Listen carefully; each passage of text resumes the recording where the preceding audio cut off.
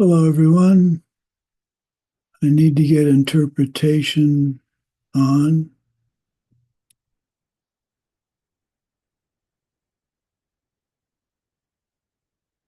There we go.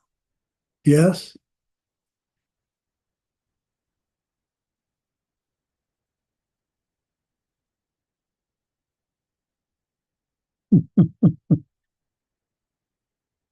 Okay, let me get my screen set up a little better.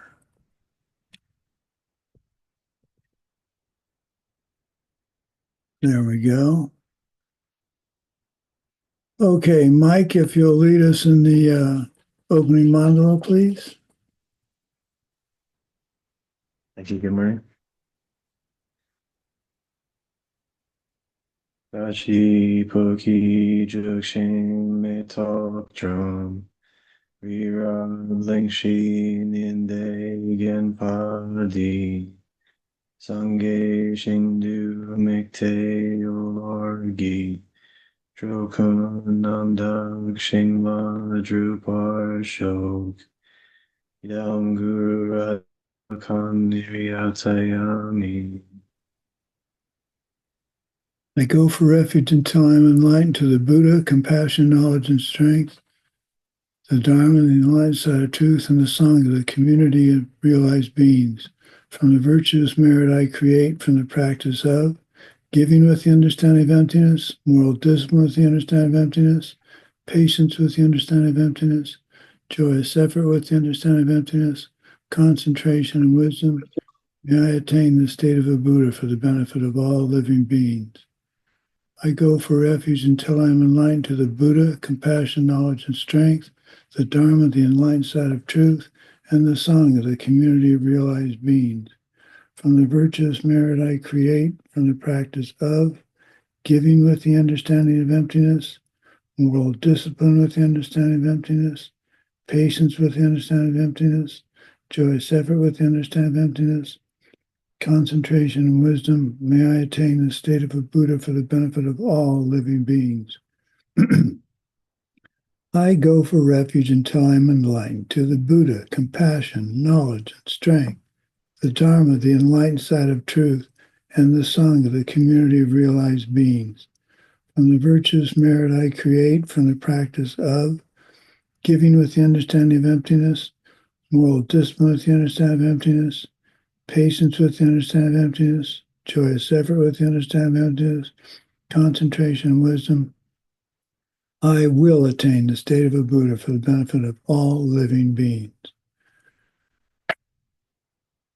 Okay, this morning's been fairly busy. I may get an email that I'll need to check in right away. So I may have to do that. I apologize, but it's something from the Air Force that I'm going to need to reply to. So, okay, rejoicing. Let's see. My top left corner today is Tatiana. What do you have to rejoice about, Tatiana?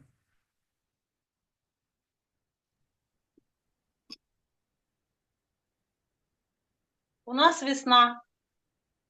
We have spring. You have spring? Spring. They have spring. I'm sorry, say again. Spring, winter is over and spring arrived.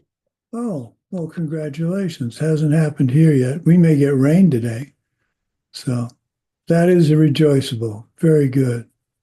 Okay, next on my list is Svetlana.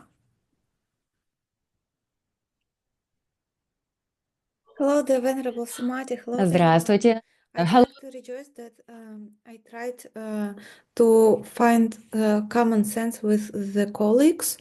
So spend time together to talk and discuss some business issues. Even we did not understand each other in the beginning. I tried to find some common ground, common sense. And eventually it was nice. So I dedicated that everyone can find joint position and be in supportive relationships with each other. Good. Excellent. That's what's going to make it happen for you in the future. You're practicing it all very nicely. Okay, Katyana. No, I'm sorry, Katya. Hi, I'm Russia. Well, I rejoice that I support a friend that want to change her job, and I be with her during all the process. And yesterday she have a email with a new opportunity, so I'm very glad about that. Wow. So how did you help her? Did you help her fill in forms? I don't quite. Yes, I help her with, well, she was like, I don't know if I have to change or not. So we discussed a lot of the positive and negative things about that. And then also uh, to, I gave her some opportunities that I saw in the newspapers or Mm, in the internet. So yeah, so very good. Well, thank you for doing that. That makes sure you're going to have help when you need another job in the future. Very good. Very good. Mike. Good morning, nice to see you. I rejoice that I am headed to Pennsylvania for the next 3 days to go on retreat, a little short retreat. Very good. So I'm just kind of I've been working on getting my house clean for the past couple weeks, and now it's in a place where I'm feeling good, and now I'm gonna take a break, and yeah, so I want to celebrate that. So it took you a couple of weeks to clean your house? Yeah, I've been taking loads of crap to the donation center. All the stuff from my basement. Wow.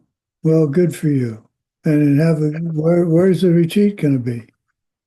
It's in Birdsboro, Pennsylvania. No idea. Is it a retreat center or? No, it's just like an A-frame in the middle of the woods with a uh, fire pit.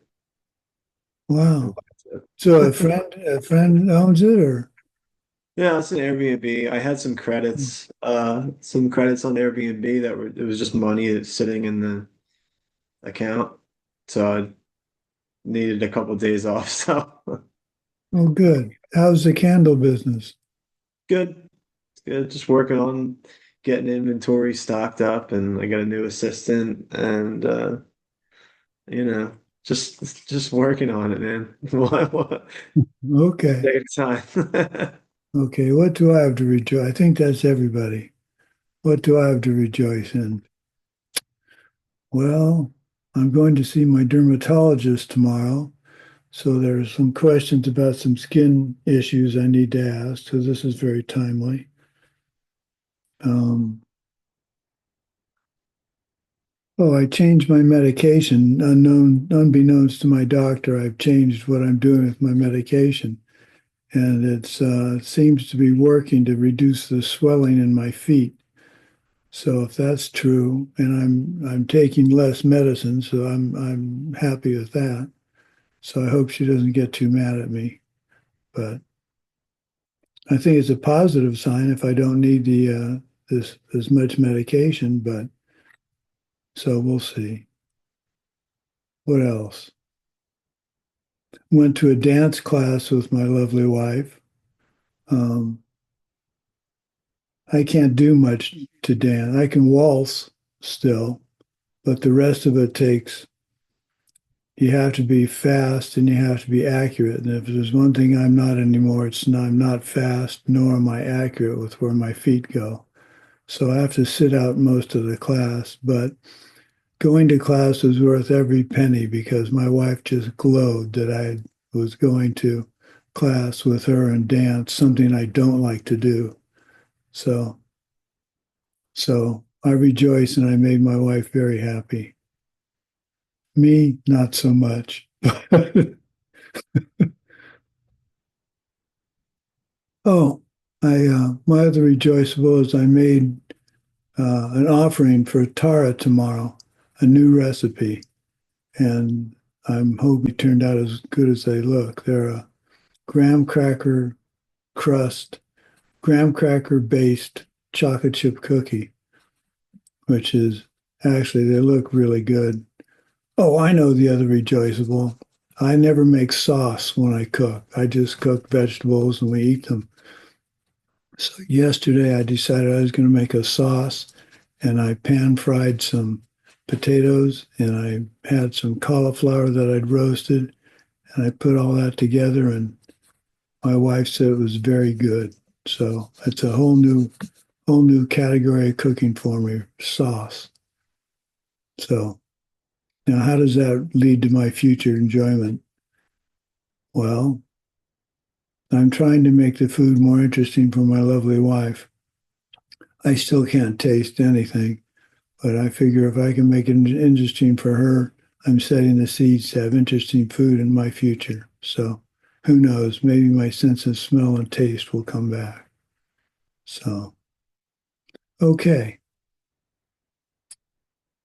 Okay, so let's go on to the final. Mike, I think you're up first.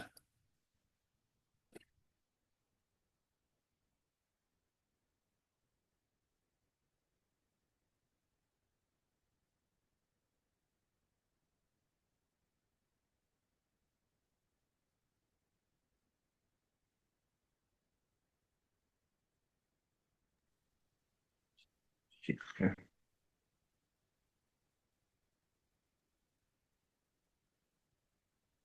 Give the Sanskrit and Tibetan names for the Diamond Cutter Sutra. That is ACI 6.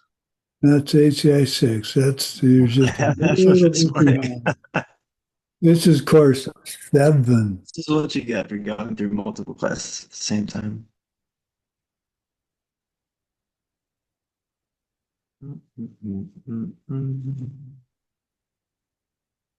Okay, name the principal commentary that we will be using for our study of the vows of the Bodhisattva. Give the author's full name and dates. And that is The Highway for Bodhisattvas by Tsongkhapa, 1357 to 1419. How do you remember those dates? 1357 is like, you know, The a first, pattern. I remember it as a firearm, but another student told me it's the first 4 odd numbers. So that's better than a firearm. 1419, I don't know how I remember that. Okay, number 2, that's going to be Katya. Yes. Summaries of the precepts contained in the 3 sets of vows are a standard type of book in Tibetan monasteries. Name the summary we will use, its author, and his approximate dates. Is the String of Shining Jewels by Geshe Michael Roach. And there are no dates, but we do know that he was the daughter of His Holiness the 10th Dalai Lama, Sultrim Gyatso, that lives in 1816 and 1837. Good, good. Okay. Let me just scroll. Next is Svetlana. The third question, give the short definition of bodhicitta taught by Maitreya. Bodhicitta is the wish to become fully enlightened for the sake of all sentient beings. In Tibetan, Semke Pani Shen Dunchir Yang Daktsokpa Changchu Do. Whoa, in Tibetan. Wow, very nice. I'm impressed. Now, what's the trouble I have with the definition of bodhicitta that occurs throughout the ACI courses? Do you remember?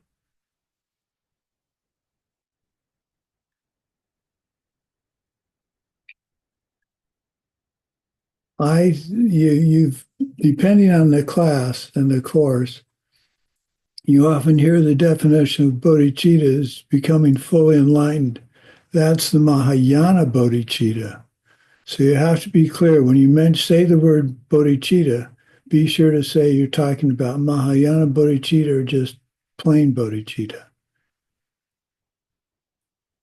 Now, the Maitreya bodhicitta would be the Mahayana bodhicitta, so that would be the fully enlightened version. Okay, Tatiana, right? You're next. Да. Назовите и опишите три All страдания. describe и three их suffering причину. and explain their cause. Страдание. Suffering is physical and mental suffering.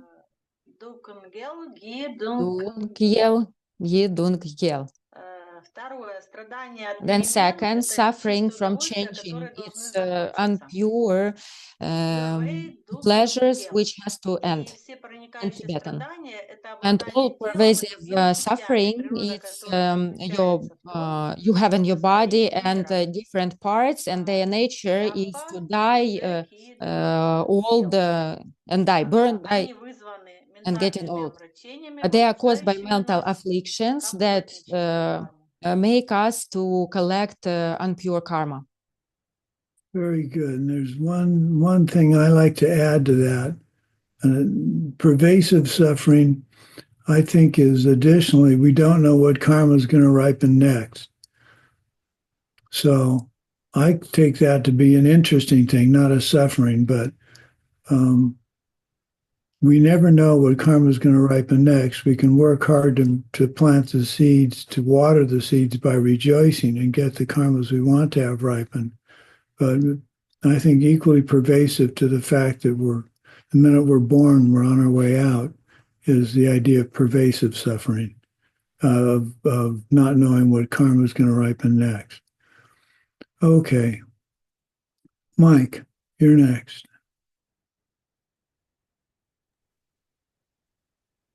Number 5, name and describe the 3 different types of morality. First, we have the morality of not doing bad deeds. And that involves not breaking the top 10 freedom vows and not breaking any vows. Then we have the morality of doing good deeds, which is collecting merit and wisdom using the 6 perfections and other methods. And then the third one is the morality of working for living beings, which is keeping the first 2 types of moralities, but that's intentionally directed towards all living beings and not just ourselves. Right. And it's important that for some reason, in many cases, the order is important in these lists, not in all cases. But in this case, it's very important the extraordinary morality of taking care of not taking care not to do bad deeds. That always is first. And then good deeds and doing both. The bad deeds, preventing doing bad deeds for yourself, doing good deeds for yourself, and then doing both of them for the benefit of all beings. Very good. Okay, what's coming up next here? 6. Describe me. Go ahead. Describe the Tsongkhapa's reaction to the idea that practitioners of the secret way do not need to follow the other 2 sets of vows. The Tsongkhapa says that this wrong idea cuts the roots of the Buddha's teaching and is like a great rain of hail that destroys the tender crops of the happiness of all living kind. It reflects a total failure to grasp both the higher and the lower teachings, an absolute misconception that should be thrown away like so much garbage. Okay, for those of you that have taken the Source of All My Good course with me, retreat module with me, what's the example we use in the Bodhisattva room to describe the the way the vows are connected. Do you remember?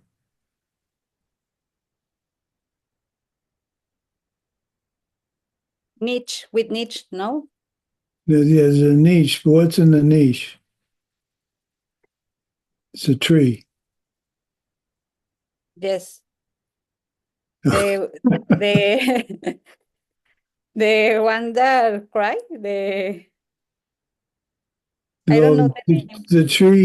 The tree represents the fact that the tree depends on its parts. So the tantric vows depend, the leaves and branches depend on the trunk, which is the bodhisattva vows, which depend on the root, which are the layman's vows. So if you don't have good control over your layman and bodhisattva vows, your freedom vows and your bodhisattva vows, then the tantric vows won't flourish. And if you don't have good control over your layman vows and freedom vows, then the trunk won't do well. So they're all tied together. You can't ignore any of them. None of them are less important than the other, is I guess the point of the question. Okay. Svetlana, you're up next. The seventh question, describe the kind of person who can grant the vows of a bodhisattva. There are several qualities. So it is preferable but not necessary that the person who grants you the bodhisattva vows be ordained. And it is... Yay, we are lucky ones. And it is also preferable if they are someone who can give you your tantric vows. And they can be either male or female. They should be someone who keeps their vows well. They should have the bodhisattva intention. Know the ceremony. Be a master of bodhisattva teachings. And be able and willing to bring up the student. They should also be free of attachment in the sense that they should be satisfied with what they have. They should have respect for their vows, not be easily upset or angered or hold anger. Not be lazy in the sense of having no joy in doing virtue, and not have in mind that not have a mind that is wandering and can't meditate well. And not be stupid in the sense of putting down the greater way, the Mahayana. Well, I think I qualify. Yay. Okay. Tatiana.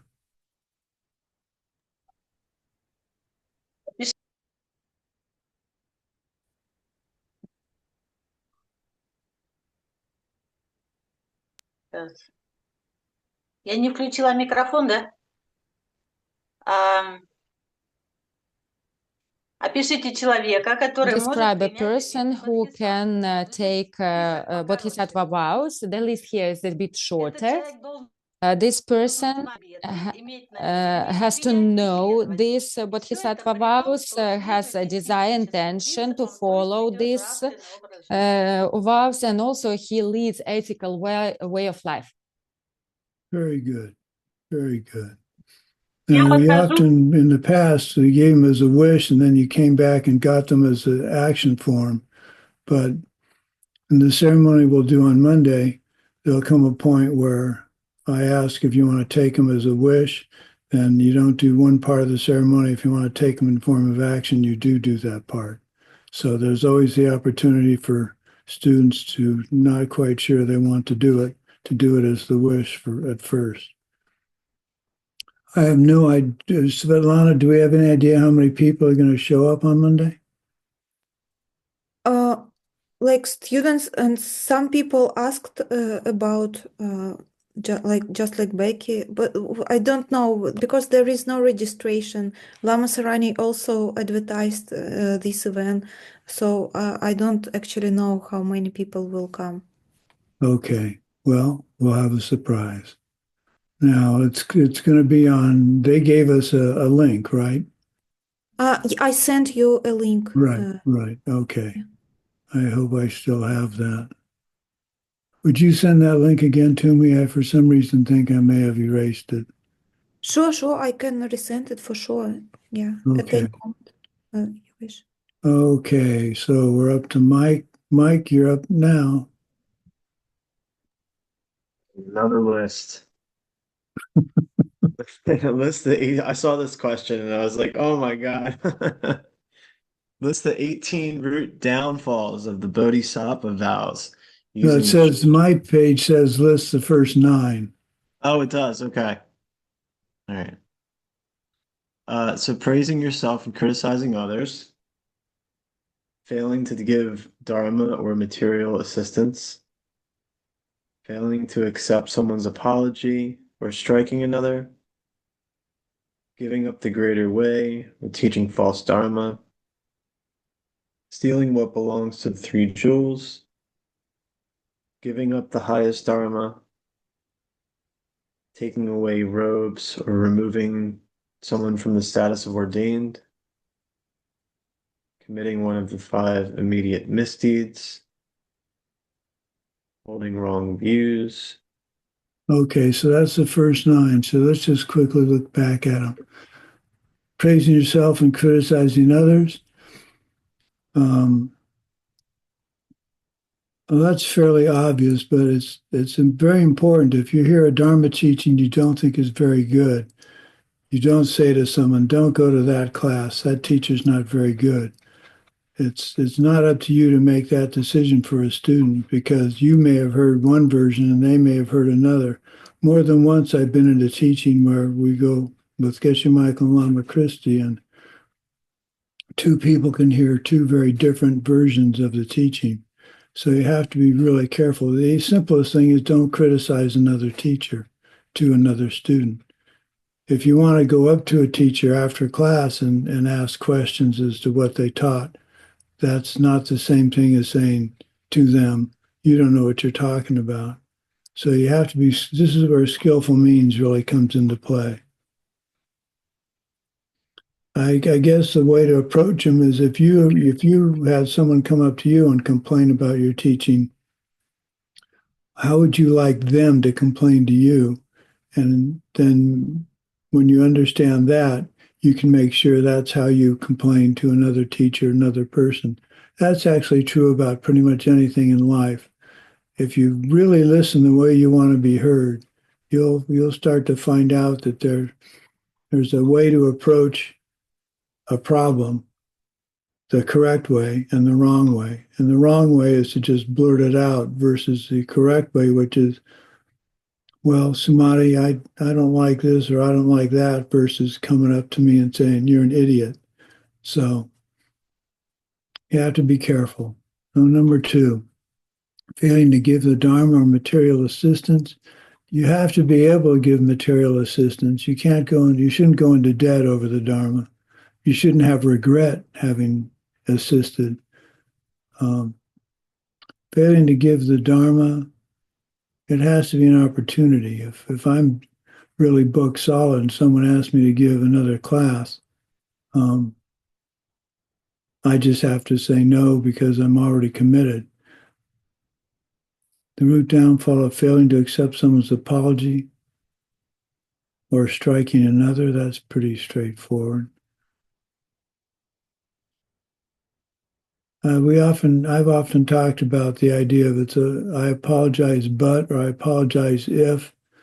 And if you say you apologize but, you're basically telling the person you apologize, but they're wrong.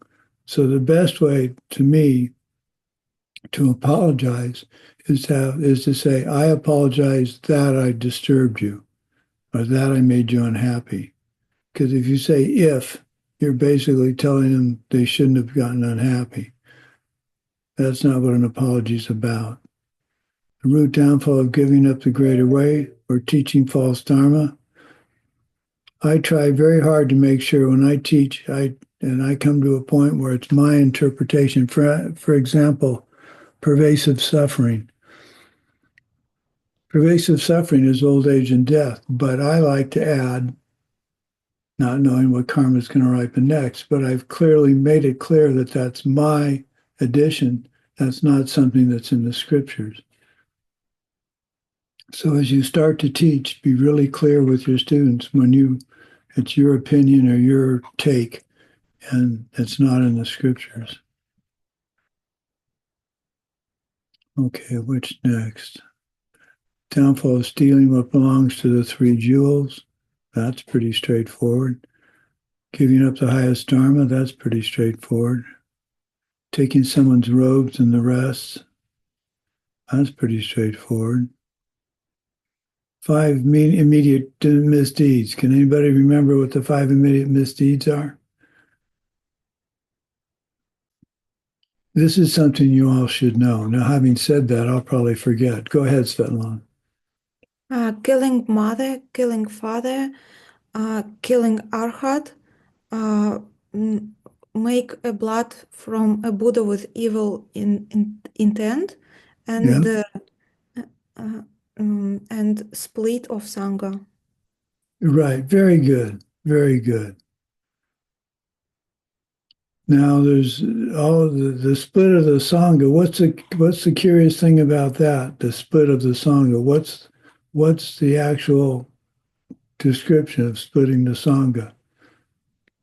It was supposed that split of the Sangha can happen only during time when Buddha was on the earth, on the planet.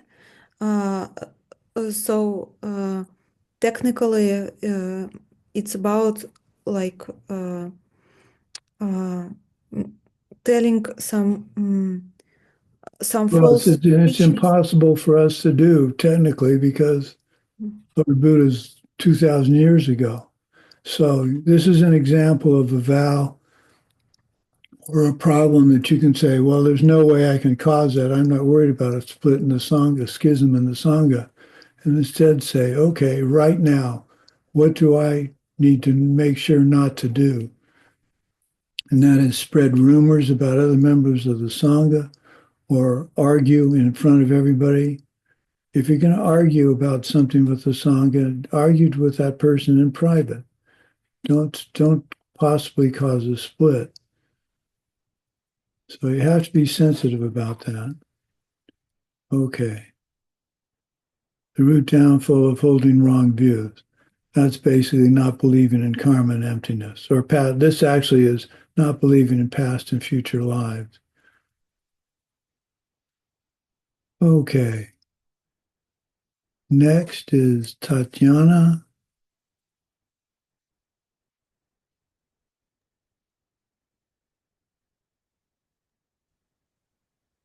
No, it's me, right?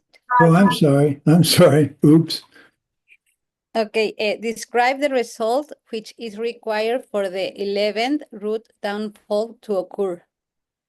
As a result of your presentation of the concept of emptiness, a person who had already entered to the Mahayana becomes frightened or disturbed. They give up the teaching of the greater way and enter to the Hinayana. Right. So let's see.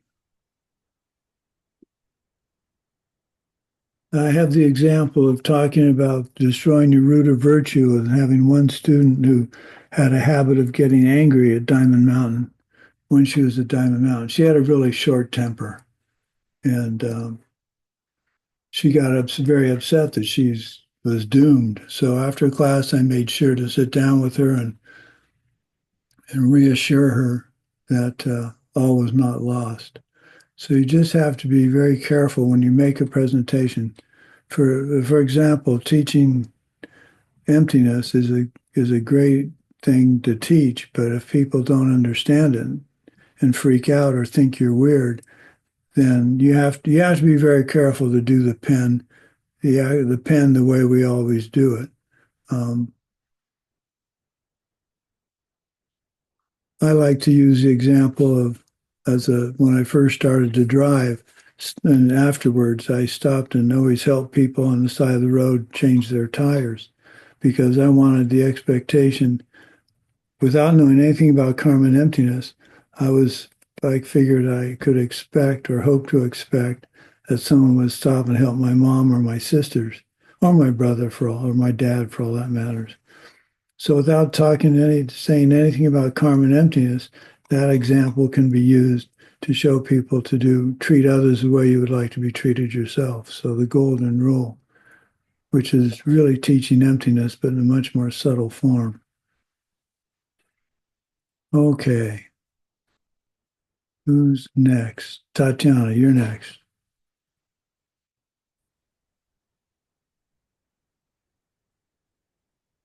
I guess 11th question is me.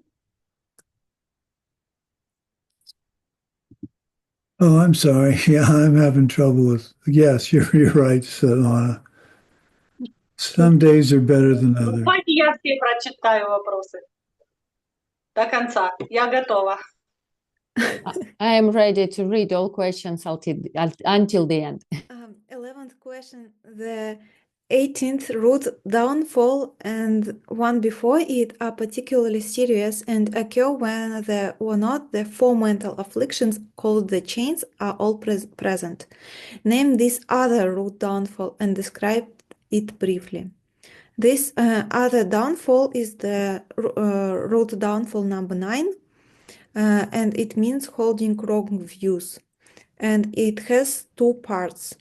It has two classical types of wrong view.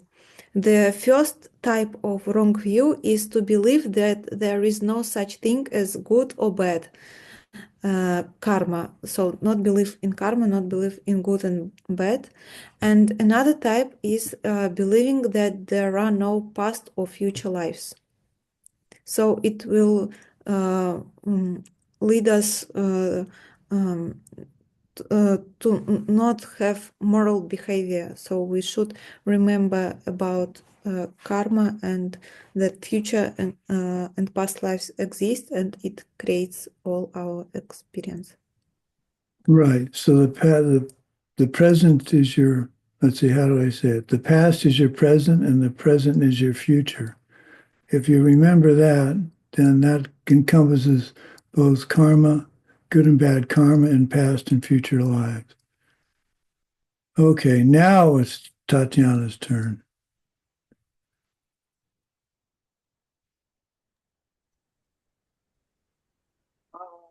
Назовите 4 цепи. Name four chain links for mental affliction that are binding you, and that has to be present altogether for occasion a bigger case of these afflictions, which will destroy your root vow.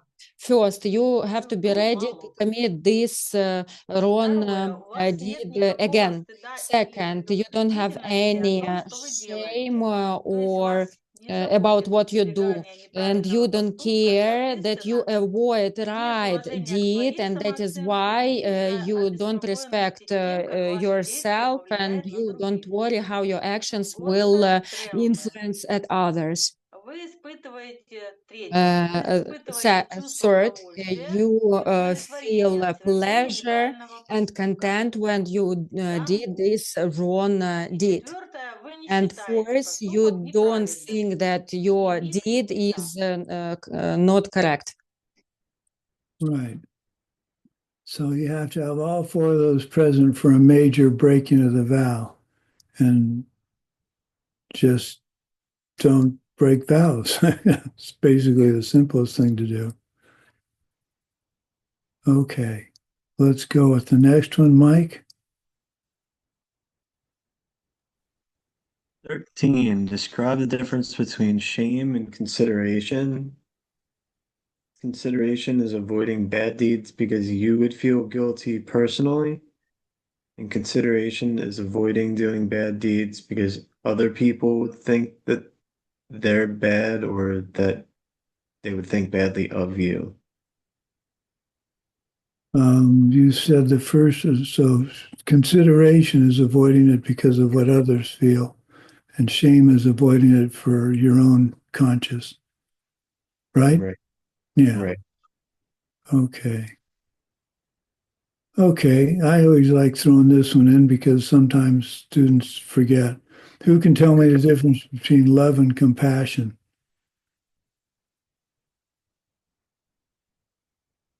Wait, you're all raising your hand at once. Okay, Svetlana? Love, it means compassion, it means that we want to stop sufferings of other being, and love, it means we want to make them happy. Right, and you have to remember which one's important at the particular situation. So I always use my wife's headaches. She loves ice cream, but that's not what she needs when she has a headache. She needs my compassion, which is what can I do to take away the pain? So be really careful to make sure that you apply the right one at the right time. Okay.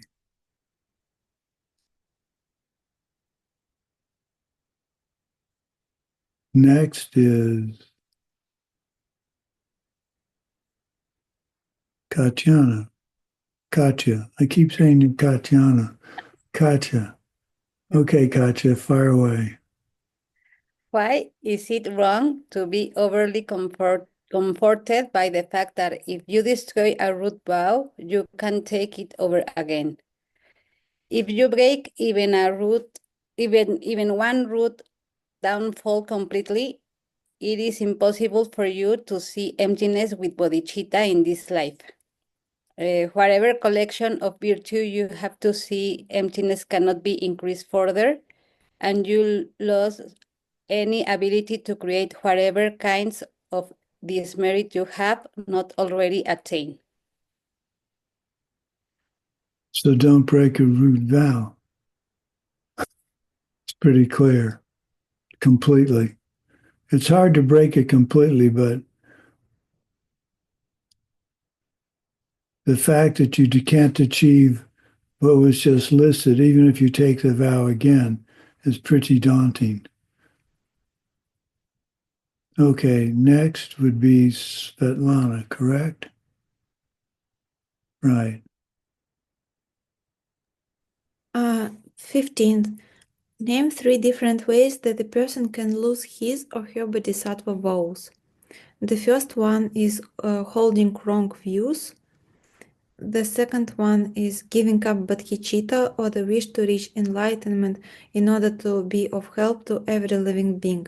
This is the same as formally giving the vows back. And the last one is breaking a root vow with all 4 chains present. So it refers to vows number 9 and 18, and to having all 4 chains present for other root downfalls. Right. Very good. Okay. Next is Tatiana. 16 вопрос. Назовите 5 16. случаев, в Uh, которых вы не tell совершаете 5 cases второстепенное where you нарушение, если вы don't не отвечаете на вопрос. do the Первое, secondary когда вы fall преподаете дхарму if you или doesn't answer the если вы question. уже First, вовлечены when you в teach Dharma, обсуждение дхармы and if с другим you're человеком, already не с involved тем, кто in задал discussion вопрос. of Dharma with another person, but not with Второе, who когда asked the question. ситуация Second, отлична от when предыдущих, the вы situation пытаетесь is вовлечься different в from серьезный разговор с previous one кем-либо, and you are trying to удовлетворить их be involved in a потребности. serious conversation with somebody to Третье, satisfy когда вы their сами слушаете needs. лекцию о Дharме. Third, when you yourself listen to a lecture about Четвертое, Dharma. course, if it will bother somebody else who is listening Dharma, and fifth, if you are afraid that it will make Dharma teachers sad, who is teaching Dharma, there are different cases, other cases, when you are sick, when there is lack of your answer will teach a lesson to who asked, and when your vows requires that you don't answer. Right, very comprehensive. That's a pretty good answer. I think Geshe covered just about all aspects. And I was talking about this, I believe, in this class, this course, where it's really important as a teacher to make the student feel like they can come and talk to you at any time. If I'm talking to Svetlana and Katya comes up to ask me a question, I think it's really important for me to turn and say, Katya, I'm talking to Svetlana, I'll be with you in a few minutes, versus just ignoring her. So be sensitive to those kind of things. Because one thing that being ignored is not something anybody enjoys, I don't think. So if Katya came up to me and I just kept talking to Svetlana without acknowledging Katya's presence, I think that would be like ignoring her, which I consider to be rude. And I would never want to do that for my students. Now, the trouble is sometimes you're engaged in a conversation where it's hard to interrupt. And interrupting is not a nice thing to do. But I just take the moment and say, excuse me for a moment. I need to turn to Katya and say, I'll be with you. And this is going to take 5 minutes. Maybe come back in 5 minutes, something like that. That way the student feels they've been acknowledged, recognized. It's worth them coming and talk to me.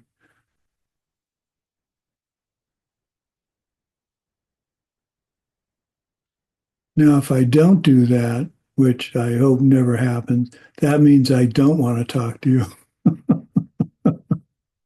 So I hope I never do that to any of you.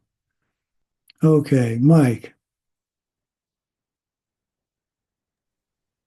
All right, number 17. Describe the kind of person you must be to break one of the rules of body and speech out of compassion in certain very extraordinary circumstances. And then this is written like a paragraph, but I kind of got 4 different things out of it, which is you must be a well-trained bodhisattva. You must be using great compassion, that you're using skillful means, and that there's no other option. And the key there is practice for many millions of years. So you have great compassion. So it's not a matter of, well, skillful means can be loosely described as doing whatever you want, thinking your motivation is for the Dharma. And I think that's incorrect. Skillful means is using your knowledge of your vows to try and help someone else. But it doesn't mean, well, let's see. I'd say break one of the rules of body and speech out of compassion. If you find yourself in that situation, be very careful. First of all, don't get yourself in that situation. And then if you find yourself in that situation, really stop and think hard about what you're doing so that your motivation isn't, oh, I'm going to break this vow. It's, I'm breaking this vow because this supersedes, this is more important. But for me to interpret something as being more important than a vow is not something I would do lightly. Okay, next. Katya? Yes. Name and describe the 5 kinds of wrong livelihood taught in the string of the precious jewels, and then describe the additional general kind of wrong livelihood mentioned by Master Bodhibhadra. First is pretending, that is pretending to be some holy person in the hopes that someone will give you something. The second, flattery, is saying nice things to someone in the hopes that they will give you something.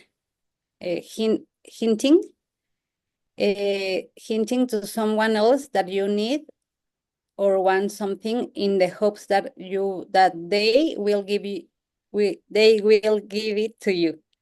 And forcing, hassling or harassing people to give something that something that they really don't feel like giving you. Baiting, giving someone a minor gift in the hopes that they will return you in a big gift. And what does Master Bodhidharma say? He said that,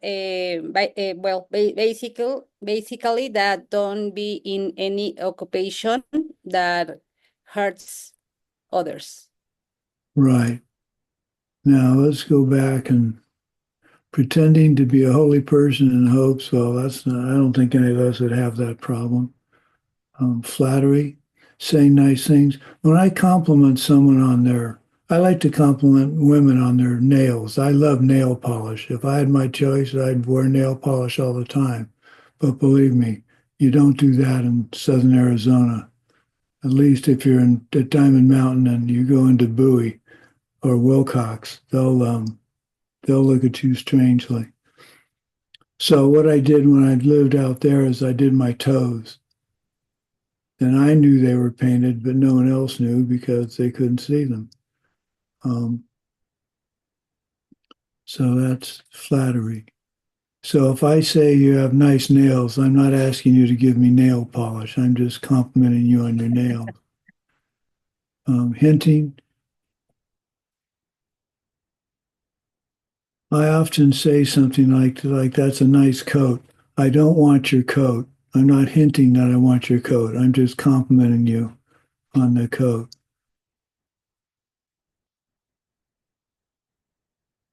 Hassling or harassing someone to give you something that's never occurred to me. Baiting, giving someone a minor gift in the hopes they'll give you something more substantial. I think that's just naive. Someone gives me something, I don't think, oh, I've got to give you something more important or more valuable. Okay, let's scroll down to the next one. Svetlana, you're up. Question number 19. Name the 4 points of the practice of virtue. The first one, when someone yells at you, you don't respond in kind by yelling back at them. The second one is about anger. When someone gets angry at you and says something unpleasant, you don't respond in kind. The third one is about hitting. When someone hits you, you don't respond in kind. And the fourth one is about critics. When someone criticizes you and points out your faults, you don't respond in kind. That's all pretty clear. And think about it, though. The 4 points of virtue you come across many times during the day, certainly during the week or month. So when it's something that's negative, like yelling, striking, criticizing, just don't respond in kind. Take a deep breath, realize where it came from, realize that your past is your present is your future, and the surest way to have this happen again in your life is to respond ignorantly, which would be responding with criticism or anger or yelling or whatever. So you have to be able to just take a deep breath and remember, like I said, the past is your present, the present is your future. If you can remember that in almost any situation, you're going to not respond immediately ignorantly, and hopefully not respond ignorantly at all.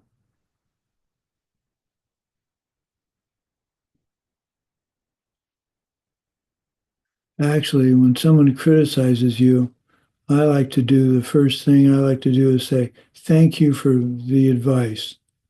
I appreciate you telling me. And that usually diffuses the situation because they're basically trying to tell you that they know better than you. And when you say thank you for the advice, you're basically, to them, you're acknowledging that they might have something to add.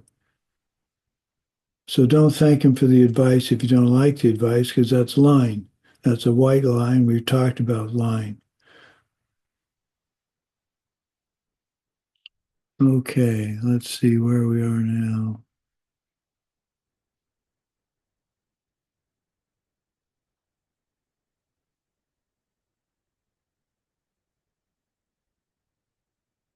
Okay, Tatiana, you're up next.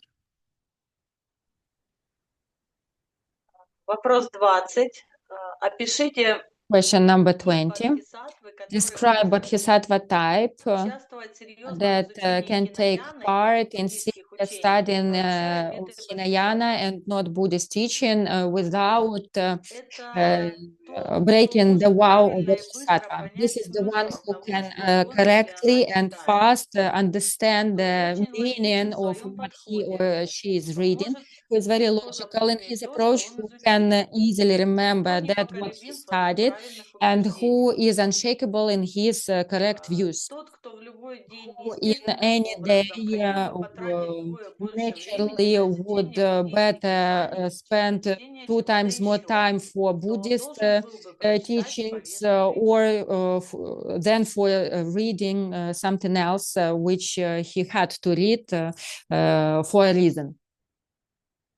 I like to remember this vow because when I was in South Africa at one point, I saw a description of karma that was very comfortable, fit into my way of thinking, but it was from a Chan text, and it was incorrect as far as Mahayana practitioners are concerned.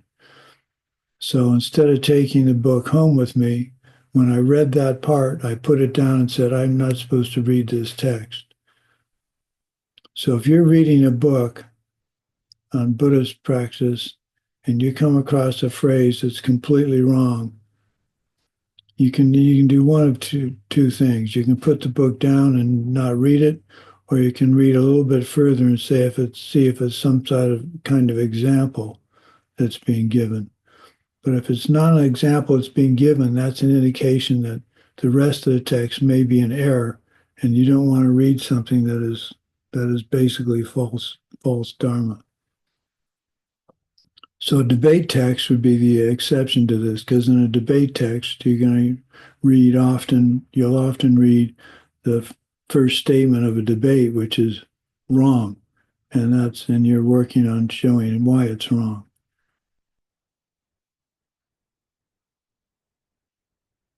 Okay, next, Mike.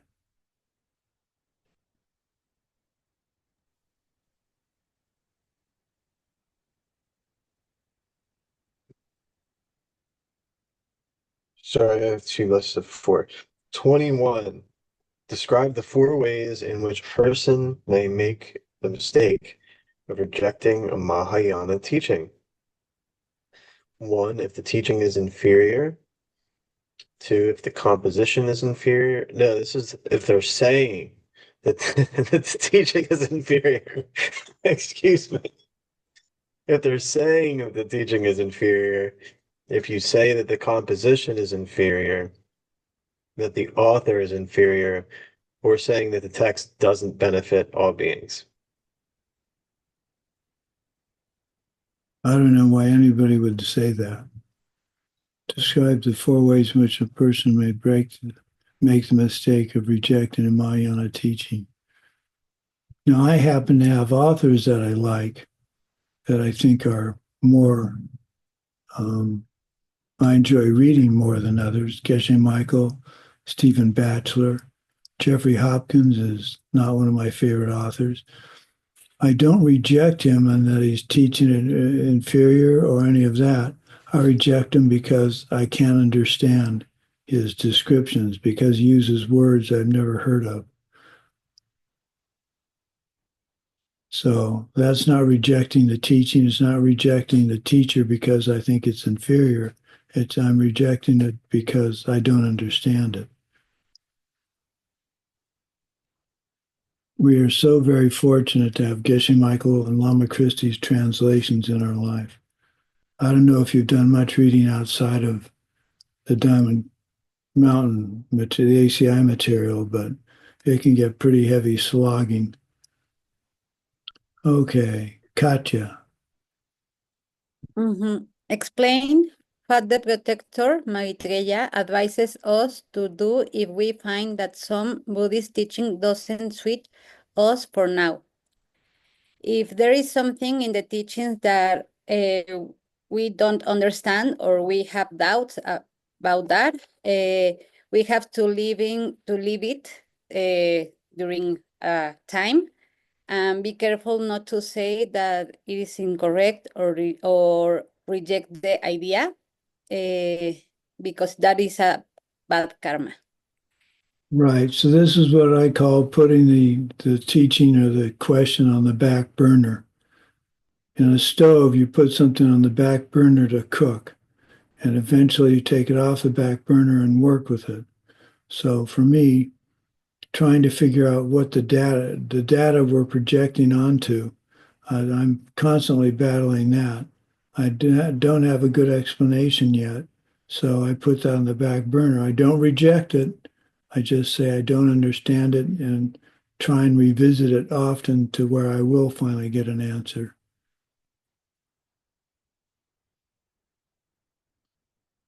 Okay, next is Svetlana.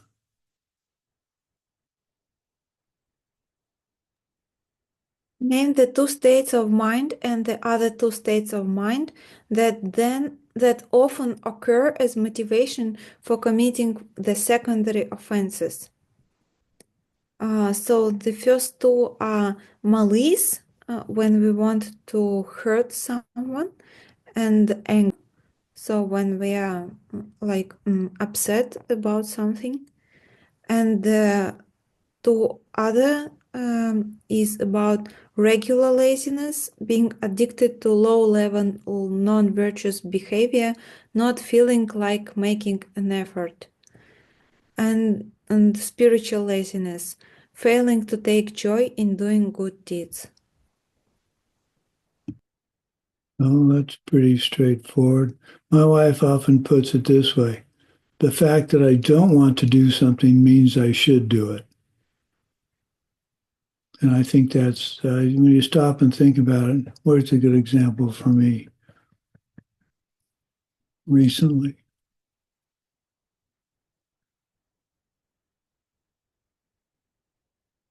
I can't think of one.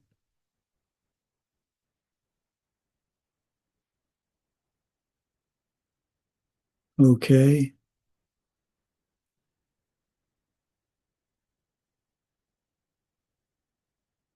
Tatiana. А можно мне по поводу Can I предыдущего? ask about the previous question? Sure. Да, Вот конечно. когда духовная лень, When you have spiritual laziness, если if не радоваться своим I хорошим don't делам, rejoice to my good deeds обесценивая их, and это как раз получается underestimate пример здесь. them, it's like an example.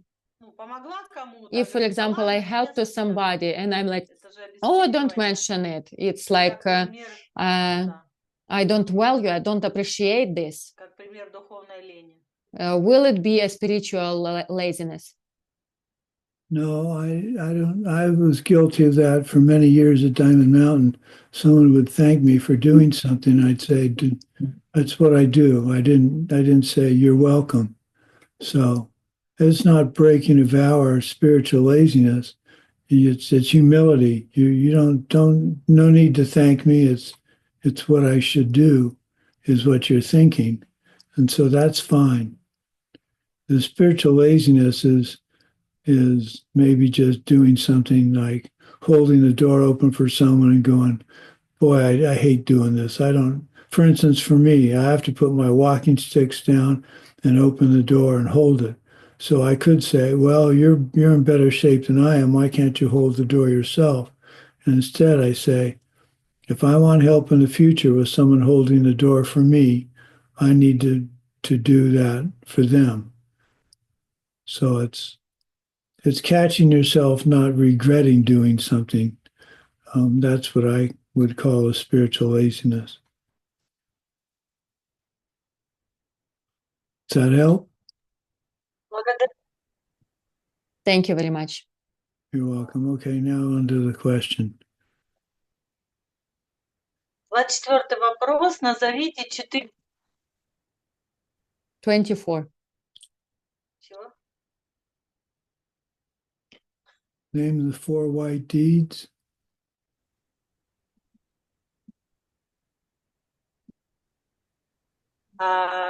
Назовите 4 белых Name поступка. 4 white deeds, and for each of them explain black deed, which white is like antidote for.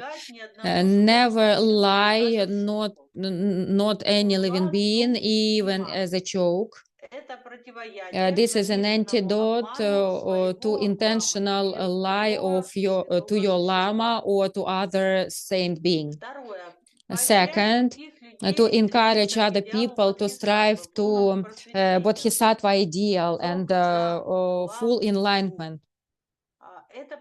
This is an antidote in a case when you encourage a person to regret about the virtuous deed he did. Third, to see, try to see everybody or everything which you face as absolutely pure, and imagine each living being as the teacher himself.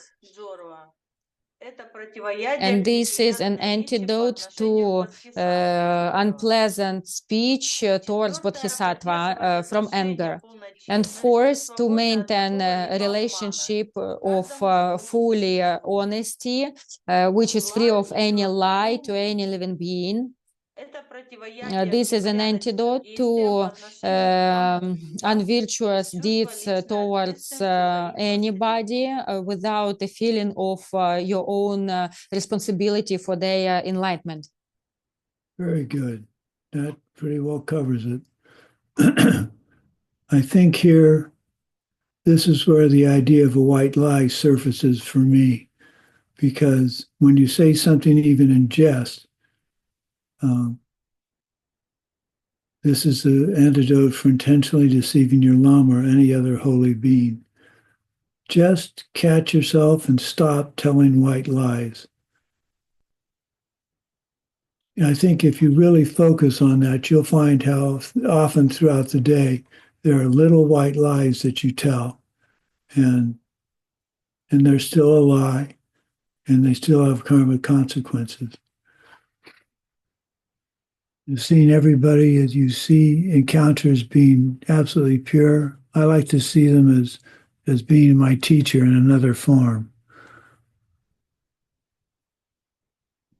In total honesty, that's pretty obvious. Okay, next, Mike.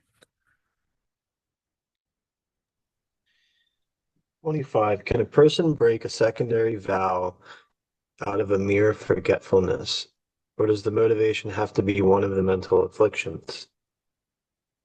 A vow can be broken either way. It doesn't matter if you forget, but I have here that if you break it from forgetting, it has less of a karmic power than if you do it intentionally. Right. Very good. Okay, Katya. Name the 4 typical causes why a person might break their bodhisattva vows. First is that you don't know your vows.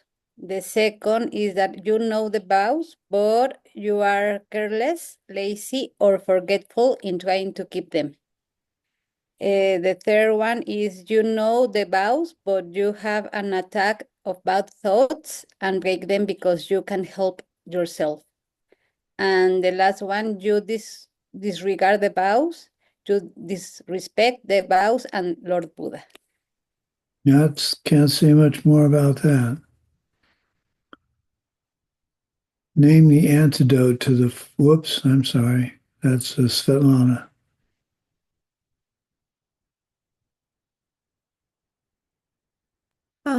27th, name the 4 antidotes for these 4 causes. The first one, become a master of the vows, Tungvala Kepa. The second one, be mindful and catch yourself if you start to sleep, Drensha 10.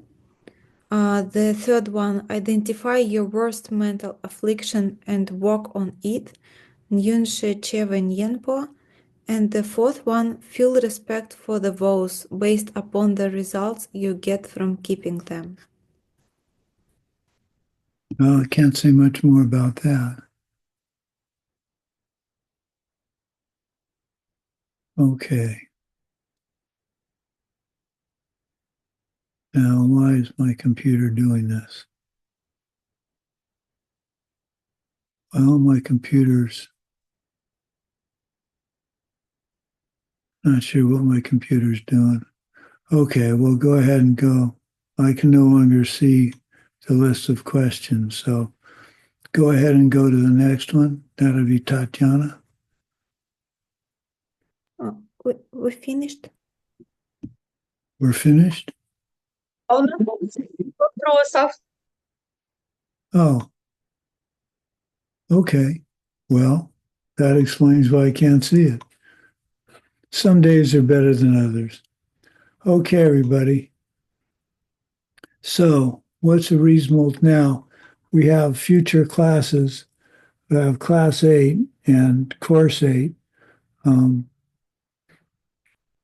We usually take a month off so you can get your homeworks and quizzes all caught up, Mike, and have them done. But if we wait a month, then we're going to be coming up to, I tell you what, why don't we start? Let me look at my calendar. Where's my calendar? There it is.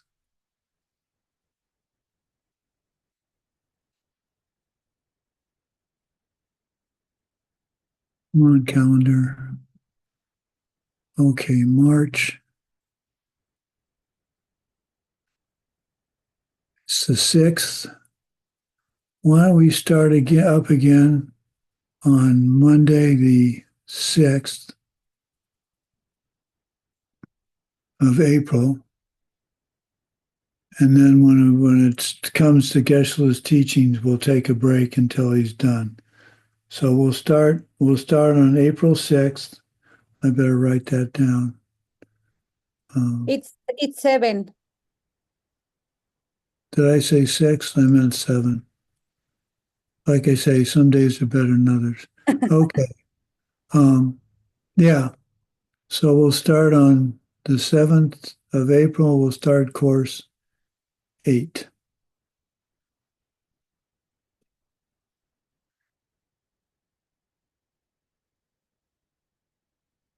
Hang on, I need to put that on my calendar.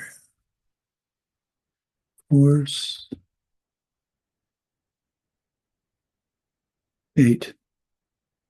Okay, that's on my calendar. How many of you are going to Diamond Mountain for the teachings? Okay, well, I'll see you there when I put the fire puja.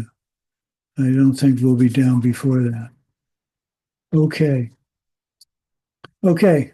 Thank you for the opportunity to teach you this material. I really appreciate your patience with me and the trouble we've had getting some of the classes completed. Let's dedicate this to the benefit of all beings and the fact that as the Bodhisattvas, we're trying our hardest to commit our lives to the 6 perfections and the 64 vows, which is what's going to get us to seeing emptiness directly.